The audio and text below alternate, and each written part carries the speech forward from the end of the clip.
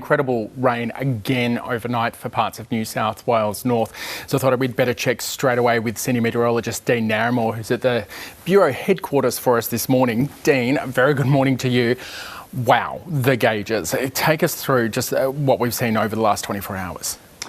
Yeah, g'day Nate. Yeah, look, unfortunately, another 24 hours of very heavy rainfall through much of the mid-north and northern Hunter. We've seen widespread falls of 100 to 200 millimetres once again, and that's putting a number of our 48-hour totals in that kind of almost 300 to 400 millimetres and even higher in some areas. Taree's had another 126 millimetres, and right now they're experiencing a record flood on the Marion River, where we've seen rivers peak in excess of 6.3 metres, and that is leading to major and very big time flooding through the town of Taree. And that river is experiencing major flooding all the way upstream as well, and it is still continuing to rain there. We do have major flooding also on the Hastings River, and we do still have ongoing major flooding on that Gloucester and also the Patterson River as well, with minor to moderate flooding extending pretty much around the Coffs Harbour area all the way down to around Forster on many of our river catchments. And we're now starting to see that heavy rain pick up at Coffs Harbour. They've had over 70 millimetres in just the last couple of hours. I did notice there's one gauge to the northwest of Kempsey reading 400 millimetres at the moment. I assume you're going to have to do some verification to make sure that's correct. But if it is, that's an incredible amount of rain. Yeah, that's right. We'll obviously have a good idea once we get past that 9 a.m. reset. We do have a number of other gauges in that 250, 280. I think Mount Seaview is around 293. So, yeah, we're just seeing huge amounts of rainfall. And this is the second day. And unfortunately, today will be the third day of heavy rainfall. So we're going to continue to see this widespread heavy rainfall that's going to lead to widespread major flooding in many communities. So, yeah, tell us about the warnings right now, because we have seen it wobble a little northwards over the last 24 hours. What are you expecting from here?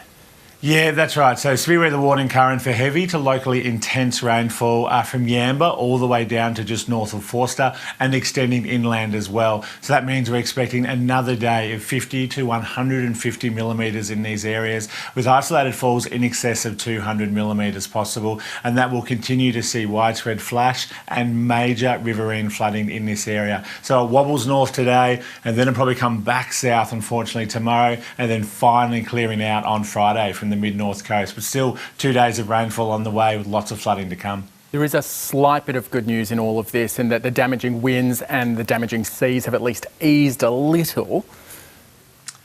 Yeah, that's right. But that's probably the only good news. So that onshore flow that has been causing those strong winds and those high seas has weakened, and that's dropped our seas and swell down just a little bit, and those strong and gusty winds. But it's this persistent, non-stop, long-period rainfall that's causing our big problems with widespread road closures and also widespread inundations of homes, properties and businesses. Now, how long will this flooding be expected to last?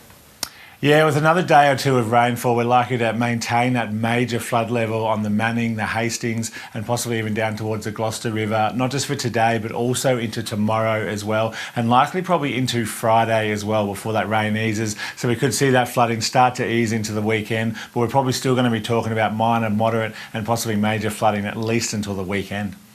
Hey, okay, we'll park New South Wales there for now. We'll be speaking with the SES a little bit later as well. Is there anything else around the country you're keeping your eye on? Yeah, probably the last couple of things is just it's cold conditions easing in southeastern Australia, but we're looking to a very strong cold front could be impacting southeastern parts of the country as we get towards that Sunday, Monday timeframe. So we're watching that closely. Could see widespread damage in winds and maybe the first sign of some rainfall for our drought-affected areas of South Australia and Western Victoria. And we also could see a front impacting southwest WA. But apart from that, pretty quiet elsewhere. Yeah, I'm keeping my eyes on the Kimberley. I'll let you hold off on that. But yeah, just for now. We'll deal with that later in the week. Hey, Dean, thank you so much for bringing us up to date. I'll let you get straight back to it. Cheers. Thanks, Nate.